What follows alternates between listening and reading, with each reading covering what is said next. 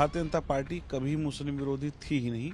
Bharatiya Janata party ने देखिए पहली बार जब राष्ट्रपति बनाया तो भारतीय जनता पार्टी ने बनाया और लगभग उत्तर प्रदेश के अंदर 4.5 करोड़ लाभार्थी अल्पसंख्यक समाज से हैं, जो हर बूथ पर लगभग 100 के आसपास की संख्या बैठती है। भारतीय जनता पार्टी तुष्टीकरण की राजनीति नहीं करती है। भारतीय जनता पार्टी गरीब की उनको मुसलमान मान करके लाभ नहीं देती है।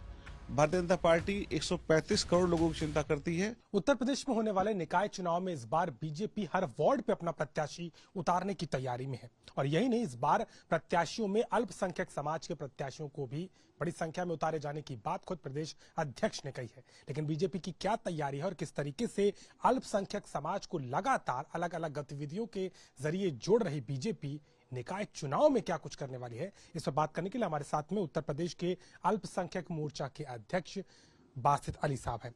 ये बताइए बासित जी, किस तरीके से आप इस चुनाव में हर बार ये विपक्ष सवाल भी करता था और देखने को भी मिलता था कि प्रत्याशियों में मुस्लिम समाज की नुमाइंदगी नहीं होती थी, इस बार के चुनाव में, निकाय चुनाव में कैसे बदलेगा ये?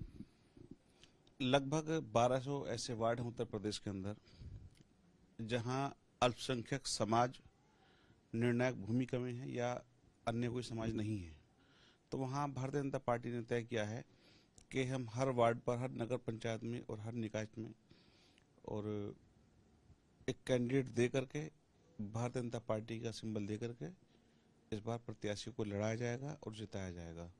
क्योंकि लगातार मोदी जी के करिश्माई इस 8 साल के काल के अंदर अल्पसंख्यक समाज बहुत बड़ी तादाद के अंदर भारतीय जनता पार्टी से जुड़ा भी है और लगभग उत्तर प्रदेश के अंदर 4.5 करोड़ लाभार्थी अल्पसंख्यक समाज से हैं, जो हर बूथ पर लगभग 100 के आसपास की संख्या बैठती है। ये 100 जो संख्या है ये वोट में तब्दील हो, ये भारतीय जनता पार्टी के साथ जुड़े और इसका बड़ा लाभ ये हो सकता है कि वो इस बार एक निगम चुनाव के अंदर, निकाय चुनाव के अंदर जो वोट देने की इनको आदत डलेगी, वो पहली बार वोट देंगे तो आने वाली 2024 की लोकसभा के अंदर उस आदत का फायदा और वोट देने का जो उनका क्रम है बनेगा, उसका फायदा सीधा सीधा भारतीय जनता पार्टी को होगा। क्या तवज्जो होगी आपकी? क्या पसमानदा मुसलमानों को ही टिकट मिलेंगे या हर तरह के मुसलमानों को आप इसमें साथ लेके चलने वाले? असल में भारतीय जनता पार्टी लगातार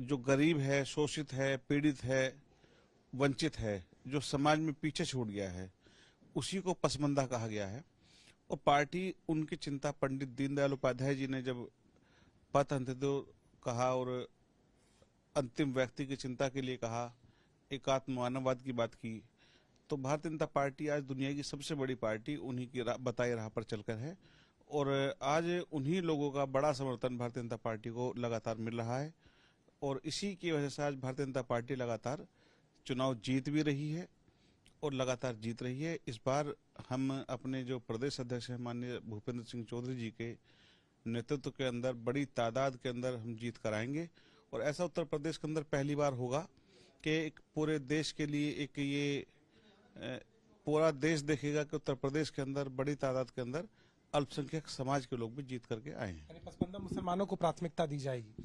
बिल्कुल, पसमानदा मुसलमान ही। असल में आप देखिए, जो कांग्रेस और सपा बसपा के शासनकाल के अंदर मुसलमानों को पसमानदा ही बना दिया गया है। पसमानदा वो हैं और उनके कारोबार वो रेहड़ी पटरी का है, उनका दुकानें हैं, वो मजदूर हैं, वो हाथ के कारीगर हैं, उनकी जो माली हालत है आज बहुत अच्छी नहीं है। लेकिन जब से भारतीय जनता पार्टी आई है, उनको मुख्य धारा में लाने का काम, योजनाओं में हिस्सेदारी देने का काम, उनको 20 लाख आवास देने का काम, राशन देने का काम, उनको बिजली के कनेक्शन देने का काम, उनको उज्ज्वला योजना में गैस कनेक्शन देने का काम, सब में प्रमुखता के साथ भारतीय जनता पार्टी इन मुसलमानों को आगे ला करके और विकास की राह पर इनको चलाने का, पढ़ाने का, बढ़ाने का, नौकरी देने का, कारोबार देने का काम लगातार कर रही है और इनको मुद्रा लोन के माध्यम से भी लगातार सशक्त किया जा रहा है ताकि ये मुख्य धारा में आकर के एक देश के उतने ही जिम्मेदार नागरिक बने जितने कोई अन्य कोई और। लेकिन वैसे तो अब एक आरोप आप पे हमेशा लगता है, विपक्ष लगाता है कि जब अगर समाजवादी पार्टी, कांग्रेस या बीएसपी मुस्लिम कैंडिडेट को उतारती है तो आप तुष्टीकरण की राजनीति कहते हैं। लेकिन अब आपकी योजना है और निकाय चुनाव से आप शुरुआत कर रहे हैं, विधानसभा में आगे या लोकसभा में क्या होगा वो तो बात की बात है, लेकिन अब आप पे आरोप नहीं आएगा कि आप भी अब एक विशेष वर्ग और उसी को प्रोजेक्ट करके वोट की राजनीति कर रहे हैं? जहां कोई अन्य वर्ग है ही नहीं और जहां कोई और वोटर या सपोर्टर है ही नहीं और वो वार्ड हमारा खाली रह जाए, तो ऐसा कोई वार्ड, ऐसा कोई नगर पंचायत खाली रहने वाली नहीं है। और भारतीय जनता पार्टी तुष्टीकरण की राजनीति नहीं करती है। भारतीय जनता पार्टी गरीब की उनको मुसलमान मान करके लाभ नहीं देती है। भारतीय जनता पार्टी 135 करोड़ लोगों की चिंता करती है, चाहे वो किसी भी धर्म का हो, मजहब का हो, वो किसी पंथ का हो, उसकी जो है एक धार्मिक पहचान क्या है, इस बात से भारतीय जनता पार्टी को मतलब नहीं है। भारतीय जनता पार्टी केवल हिंदुस्तान के हर नागरिक की उतनी ही चिंता करती है जितनी एक सरकार को करनी चाहिए। ये प्रक्रिया कब से शुरू होगी और किस तरीके के कैंडिडेट को आप प्राथमिकता देंगे, क्योंकि किस तरीके का ट्रेंड अगर आने लगा है, कितने आपके पास आवेदन आ रहे हैं, किस तरीके का रुझान है जहां तक पसमानदा मुसलमानों की बात है? इसमें केवल पसमानदा मुसलमानों की बात नहीं है, इसमें सभी की बात है। और अगर मैं पसमानदाओं की बात करूं तो आज उत्तर प्रदेश के अंदर जो हमारे अल्पसंख्यक कल्याण मंत्री हैं वो पसमानदा हैं, अल्पसंख्यक आयोग के चेयरमैन हैं वो पसमानदा समाज से हैं, आज उर्दू एकेडमी के जो चेयरमैन हैं वो पसमानदा समाज से हैं, मदरसा बोर्ड के जो चेयरमैन हैं वो पसमानदा समाज से हैं, जो लगभग सभी बोर्डों के आयोग के जो चेयरमैन हैं वो पसमानदा समाज से हैं। उत्तर प्रदेश के अल्पसंख्यक मोर्चे के अंदर भी 80% प्रतिनिधित्व जो मिला है, प्रतिनिधित्व मिलने के बाद 80% लोगों को ही पसमानदा समाज से मतलब गरीब कल्याण के लिए है। जाति और मजहब की राजनीति भारतीय जनता पार्टी नहीं करती है। क्या ये इसकी कवायद भी है कि क्या मुस्लिम विरोधी होने का जो आरोप पे लगता है उसको भी अलग करने की कवायद है? ये आरोप सपा, बसपा, कांग्रेस का हो सकता है। भारतीय जनता पार्टी कभी मुस्लिम विरोधी थी ही नहीं।